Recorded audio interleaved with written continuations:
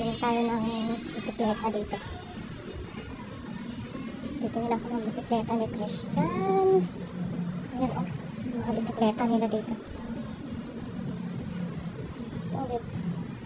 Saan kaya ang pwede kay Christian? Talong tayo. Ito o, maganda rin o. Ang dami kasi dito o. Tanawin ko kung saan yung pwede kay Christian.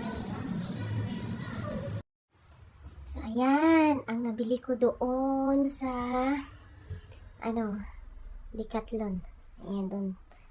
Ayun, ito na lang ang napili ko kasi dapat si Christian ang unahin kong bilhan. Kaya lang, naisip ko si Kuya kasi magbe-birthday. Kaya parang magandang surprise din to sa kanya. Ayan. Perfect ang hawakan. Ayan, meron pang, may ilaw.